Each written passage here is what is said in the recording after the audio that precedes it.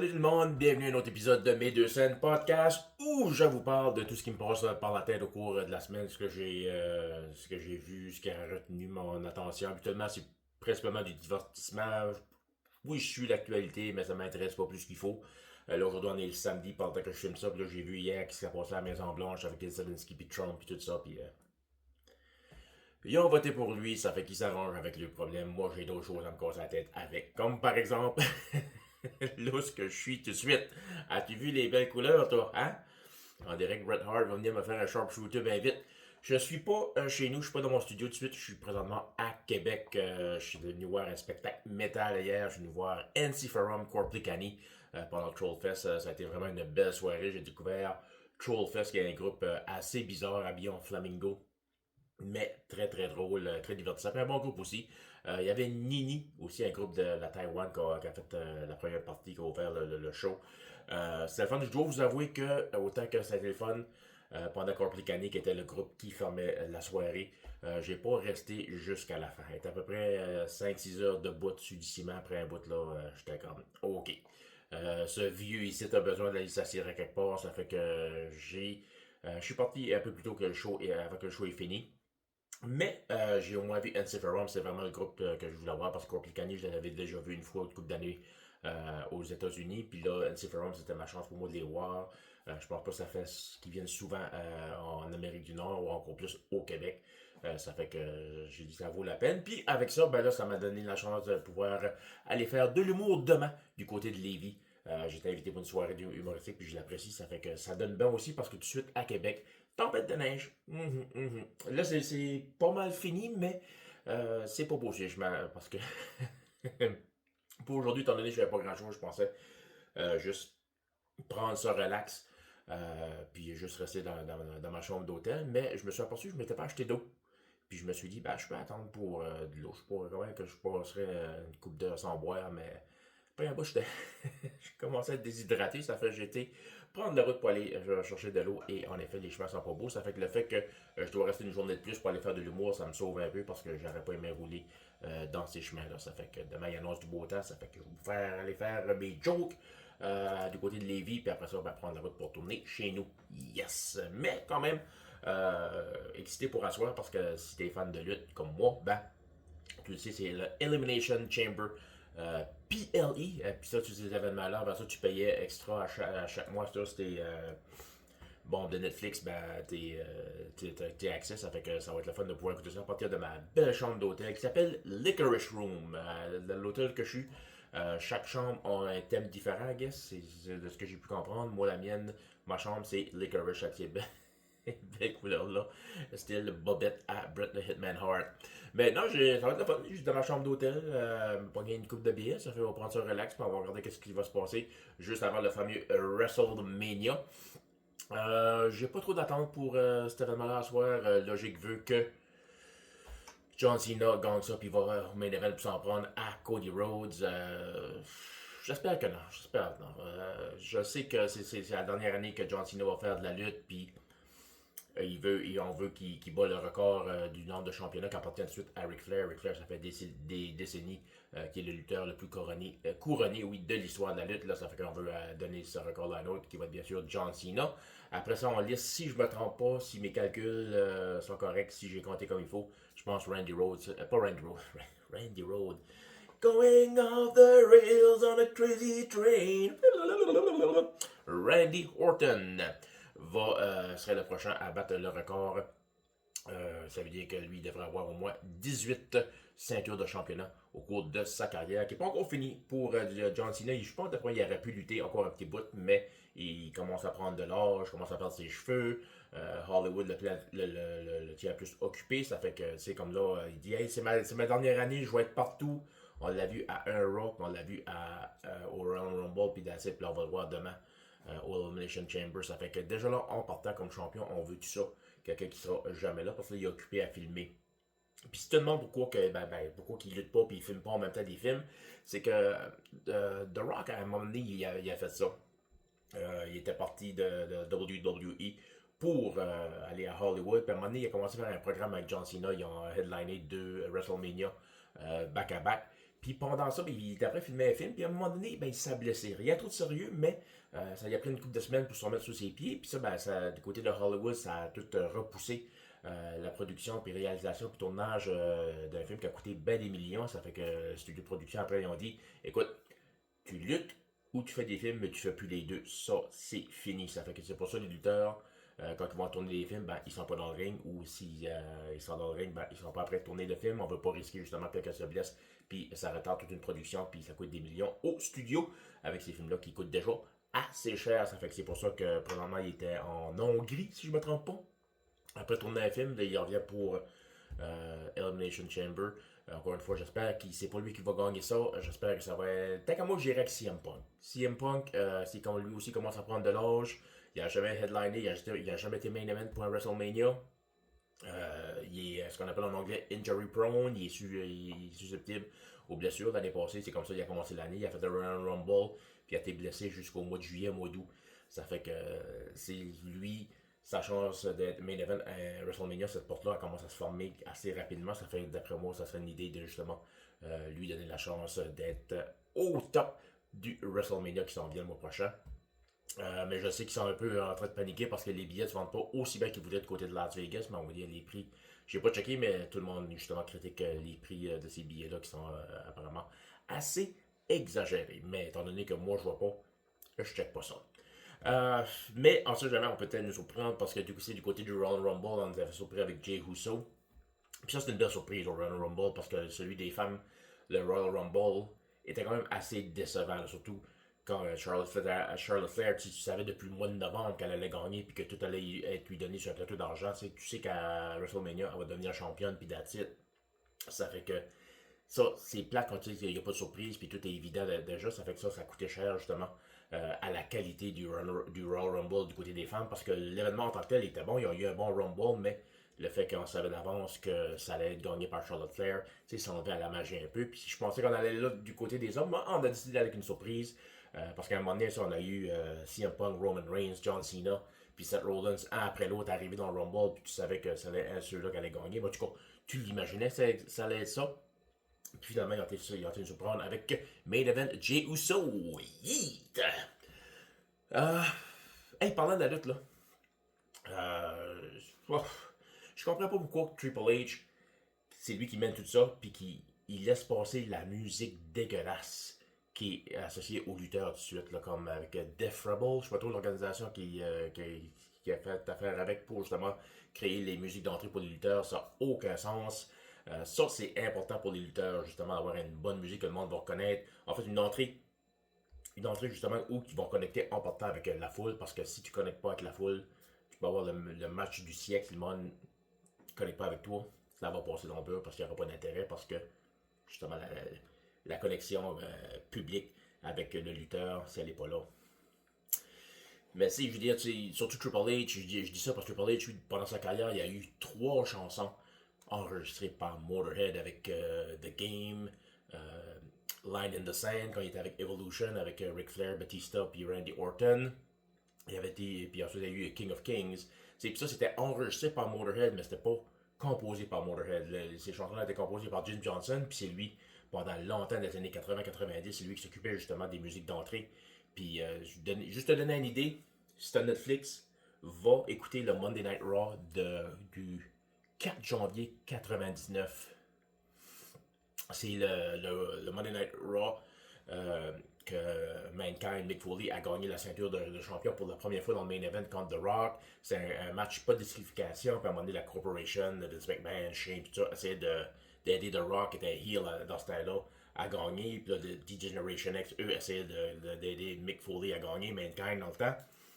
Puis à un moment donné, Stone Cold arrive. Puis ça faisait une couple de semaines, une couple de mois qu'on ne l'avait pas vu. Puis aussitôt que c'est la musique, la première note, là, le monde, je me rappelle d'avoir écouté ça dans le temps live, là, puis j'avais des frissons. C'est la musique, aussitôt que la musique fesse, tu sais c'est qui s'en vient, puis t'es excité ou ben t'es frustré, dépendamment si t'aimes le lutteur ou pas. Mais au moins, ça te dit, c'est une couple de semaines passées à Raw, c'était CM Punk puis Seth Rollins qui était après parler dans le ring, si je me trompe pas, puis à un moment donné, la musique a fessé. C'est la musique à Logan Paul, puis tu vois dans le ring, CM Punk est comme Who's that? C'est quand les autres lutteurs ne connaissent pas ta musique, là, c'est un signe que c'est pas bon puis ça a besoin de changer. Je sais qu'ils ont dit qu'ils n'allaient pas renouveler leur contrat avec Def Rebel, mais j'aimerais ça qu'ils ramènent Jim Johnson. Je sais pas si ça va arriver, mais au moins quelqu'un justement qui est capable de faire des bonnes chansons. Écoute, les musiques étaient assez bonnes dans le temps, surtout dans les années 90 avec les Monday Night Wars puis Attitude Era, qui sortaient ça en CD. Là. J'ai des CD justement d'entrée de lutteurs quelque part chez nous. C'était à quel point ces musiques-là étaient bonnes, puis tu pouvais l'écouter sans même écouter la lutte. C'était bon de même. Ça fait que je sais pas pourquoi, surtout aussi au Royal Rumble, t'écoutais la musique à chaque entrée des lutteurs, puis tu te demandais, ah, c'est qui? C'est qui? C'est qui? Fait que tu savais pas jusqu'à temps que tu voyais la personne en tant que telle. Mais j'espère que c'est quoi qu'ils vont améliorer. Mais même à ça, comme je disais, Elimination Chamber à soir, j'ai hâte d'écouter ça, ça va être le fun, prendre ça relax. Mais là, je suis à Québec, c'est habituellement au Nouveau-Brunswick, ça joue à 9h, ça fait que j'ai un feeling que ça va jouer à 10h. Ça fait que je sais pas, je vais tout l'écouter, je vais peut-être passer l'heure d'avant, qui sait. Pendant, ça va, c'est pas mal juste ça que j'ai, parce que j'ai pas grand chose toute la semaine. C'était me préparer justement ce voyage-ci pour aller voir le spectacle hier, me préparer pour le show d'humour, c'est ça que je vais faire bientôt. Travailler un peu sur mes numéros, mes jokes, voir si je peux trouver des nouvelles blagues à essayer de tester au Ballroom Country de Lévis ou Saint-Jean-Chrysostome, là, whatever que c'est dans ces places-là. Si tu connais la place, tu sais ce que je veux dire. Puis à part de ça, ben, la semaine prochaine, qu'est-ce que j'ai il y a Daredevil Born Again qui va jouer sur Netflix. Il y a The Last of Us, pareil, qui s'en vient au mois d'avril, deuxième saison. Ça, j'ai vraiment hâte.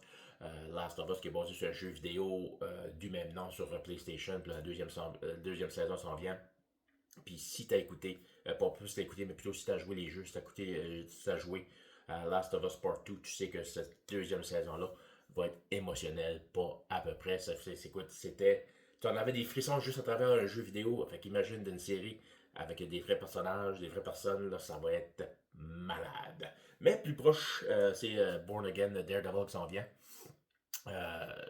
Je suis curieux, j'ai hâte de voir qu'est-ce que ça va nous apporter parce que Daredevil, quand ça a commencé sur Netflix en 2015, ça a été la raison pourquoi je me suis abonné à Netflix. J'avais pas ça, j'avais aucune plateforme de streaming avant ça. Puis là, quand j'ai appris qu'on allait avoir cette série-là, ben là, ça avait piqué ma curiosité, puis ça valait la peine parce que Daredevil, excellent. Ça a duré pendant 3 saisons sur Netflix, ça s'est rendu sur Disney+. Mais 3 excellentes saisons, c'est vraiment une bonne série. Pas pour les cœurs sensibles, c'est violent, c'est gory par bout, c'est borderline horreur. Donner un exemple quand Kingpin, Wilson Fisk, s'enrage après avec un de ses collègues. Euh, ben écoute, vraiment, il venge avec sa porte de limousine jusqu'à temps qu'il arrache la tête. C'est à ce point-là. Là. Fait que je ne sais pas si la série va justement j'imagine que Disney va à filmer ça avec l'assumption que tu as déjà vu cette série-là. Ça fait, je ne sais pas si tu l'as vu ou pas. Si t'es fan de l'univers Marvel, peut-être tu t'es dit que ça valait pas la peine. Parce qu'au début, quand c'est sorti, on a dit que oui. Daredevil, puis les autres séries aussi qui étaient sur Netflix, Luke Cage, Jessica Jones, Iron Fist, Defender, Punisher. On a dit oui, ça c'est tout dans l'univers Marvel. Mais à cette époque-là, c'est que Marvel, en fait Disney, qui appartient à Marvel, avait fait un deal avec Netflix pour ses séries de super-héros Marvel et aussi pour des séries Disney. Mais après ça, pas longtemps après ce deal-là, Disney a dit, ah, je crois, on va faire notre propre plateforme, nous autres mêmes, de streaming, puis on va mettre notre stock à nous autres. Ça fait que, va chier Netflix.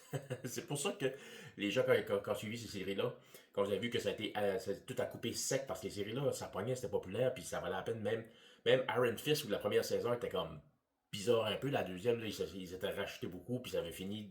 Je voulais savoir où ça allait, parce que là, on dirait qu'ils allaient vraiment nous apporter de quoi de gros. Luke Cage, pareil, la deuxième saison, ça finit, puis c'était comme, aïe, j'ai hâte à la troisième, je vais voir où ça va aller, puis finalement, quand ce deal-là, tous les liens ont été coupés, ben, tout a été arrêté.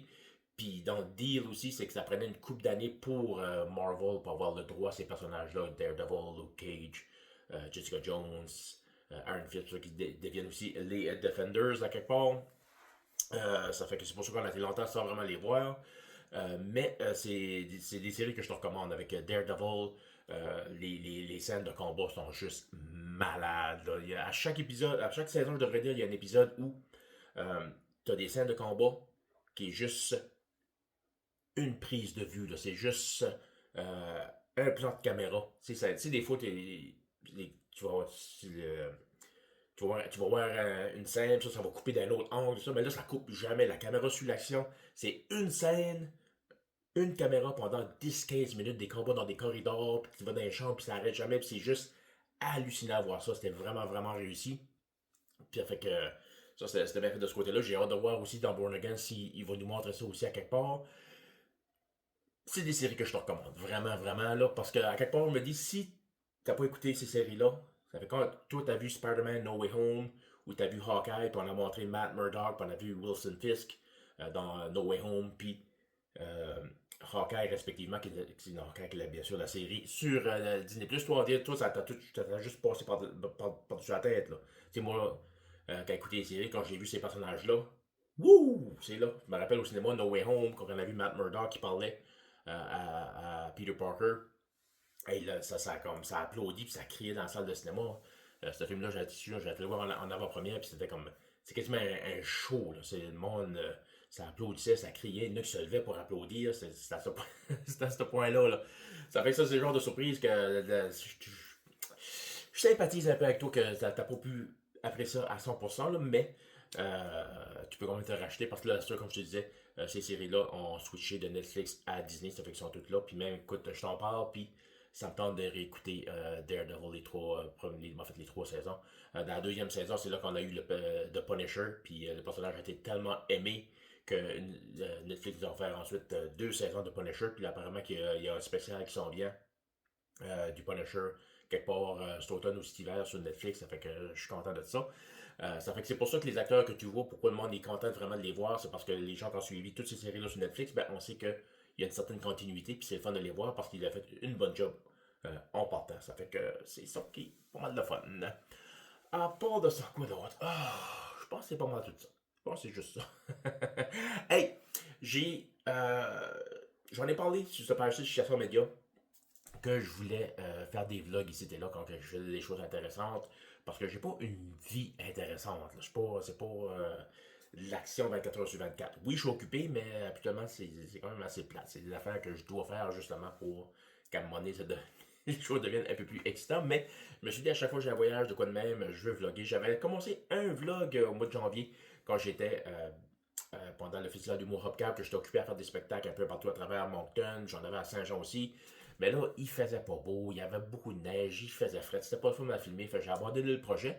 Puis là, pour ce voyage-ci, j'ai commencé à filmer en chemin, même avant de partir, parce que j'avais des idées de montage, parce que c'est ça que j'aime quand je monte des vlogs, c'est faire de la création vidéo, d'être créatif de ce côté-là. C'est avec les vlogs, pas les vlogs, mais les podcasts. Je load ça sur vidéo, je load ça sur l'ordinateur, puis après ça, c'est tout. Il n'y a pas grand-chose à faire. Hein. Puis là, encore une fois, encore une fois, j'ai abandonné le projet.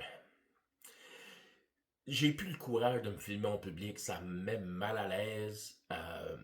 Même, puis même si j'avais des idées de scène à un moment donné, si je voulais me filmer quand je vais arrêter pour mettre du gaz, ça, puis je pensais que je vais arrêter pendant la tête, je vais filmer comme le plan pour montrer que hey, je suis sur la route, puis c'est ça qui se passe quand je fais beaucoup de route. Mais là, il y avait du trafic, puis là, il fallait que j'attende, ça marchait juste pas, c'était devenu frustrant, puis encore une fois, j'ai abandonné le projet. Fait que je ne sais pas si à un moment donné, je vais vraiment faire un vlog de A à Z. J'aimerais ça, comme je dis, j'aime créer, monter ces affaires-là, mais c'est se filmer, on dirait, c'est frustrant, ben pas frustrant, mais c'est demandant, c'est comme tu vas quelque part, puis oui, ok, là, faut que je me filme, faire ça, là, il faudrait que je me traite, tu sais, puis il y a une partie de moi qui veut faire ça, mais il y a une autre partie qui est comme,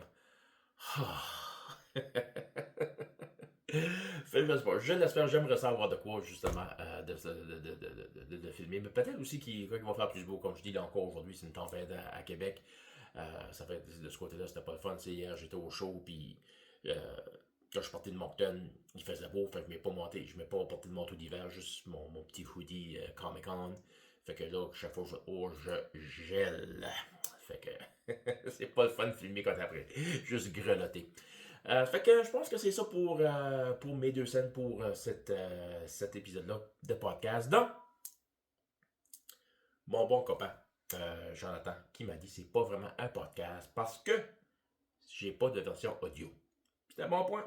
Parce que, justement, je sais pas comment faire ça audio. Ben oui, en fait, je pense que je pourrais les rendre audio, Mais je ne saurais pas où poster la version audio. C'est là, j'ai pas de compte Spotify, je suis pas mal anti-Spotify, moi là. Moi, ma musique, je paye encore pour. Je la download et je la download légalement, je paye pour. Je pense tout le temps à tous les artistes parce que Spotify, tu peux l'écouter tant que tu veux, ça paye à rien pour des artistes. Puis moi, je trouve ça assez frustrant. Hein? Moi-même, musicien qui essaye justement de faire un petit peu de cash avec les chansons qu'on soit avec mon groupe Nocturne.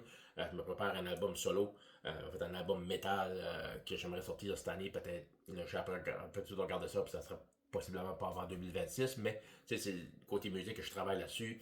Il y a une chanson aussi que je veux sortir à un moment donné en 2025, un cover d'un classique francophone que j'ai juste commencé à gosser dessus, puis j'ai trouvé ça intéressant, qu'est-ce que je pourrais faire avec.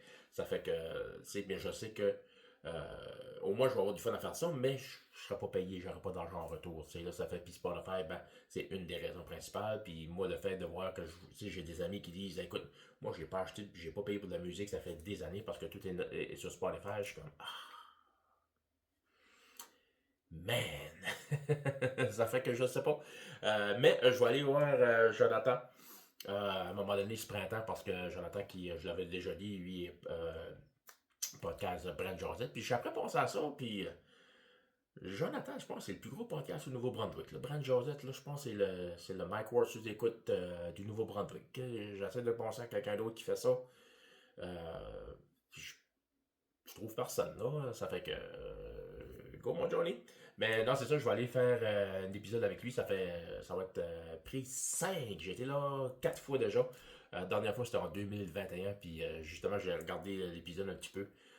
C'était juin, juillet 2021. Puis c'était vraiment 2021. Là, ça a été pour moi une année de marde en lettres majuscules, 3 points d'exclamation, double souligné. Puis c'est même pas à cause de la pandémie. Là. Écoute, j'allais à travers tellement de choses là, pendant ce temps-là que la pandémie, j'avais pas tellement occupé. Là. C'était bien loin derrière moi, j'avais d'autres choses. C'était une année où c'était de l'enfer au paradis. C'est là, il y a une partie de moi qui est comme, je comprends pas comment j'ai pu survivre cette année-là avec tout ce que j'ai passé à travers au niveau personnel. Puis je suis pas prêt à dire que c'est moi j'avais la plus pire vie au monde. Je sais qu'il y en a qui ont passé des choses bien plus pires que moi. Mais c'est dans la vie, c'est pas ça comparer l'un l'autre. Sinon, on a tout nos plus et nos moins, on a toutes nos étapes à un moment donné. Puis moi, à un moment donné, ben c'est ça, en 2021, c'était comme beaucoup d'étapes. C'était comme pas des étapes, mais des épreuves, je veux dire. Mais c'était beaucoup d'épreuves d'un coup sec. Puis, mais en même temps, ça m'a aidé à me rendre où ce que je suis aujourd'hui parce que l'année 2021, aussi mal que ça a commencé, ça a fini là, sur un high incroyable. Puis c'est vraiment à cause de ce que j'ai passé au travers, caca beaucoup, ça fait c'est une bizarre d'année. Ça fait que puis justement quand j'avais écouté Brad Joseph, l'épisode que j'étais, je me suis aperçu, j'étais comme émotionnellement, j'étais à peu près comme à 80% ce que j'étais, ce que je voulais être. Là. J'avais commencé l'année à terre, je me rappelle. J'avais fait le festival Nouveau Hopcap, puis on avait des spectacles de cédulés un peu partout dans des salles, mais là on a tombé en phase rouge de nouveau à cause de la pandémie, ça fait que là ça allait être sur Skype, puis moi en 2020 j'avais refusé tous ces spectacles-là, je voulais pas faire des spectacles par vidéo. J'avais été demandé des spectacles du monde au Nouveau-Brunswick comme au Québec, ils m'avaient demandé si je voulais participer à ça, j'ai tout refusé ça. Puis là avec le Hopcap ça arrivait, là j'étais dans une mauvaise passe émotionnellement, j'étais à terre.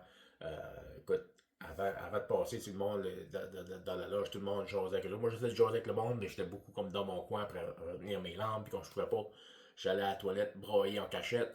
Puis, écoute, j'étais à terre. Puis après ça, ben, j'étais sur scène avec une caméra. Mais au moins, si je pouvais voir le monde sur un écran me regarder, ça fait que je pouvais les voir rire. Puis tout ça, ça fait que ça, au moins, ça avait aidé beaucoup. Puis le show avait vraiment bien été.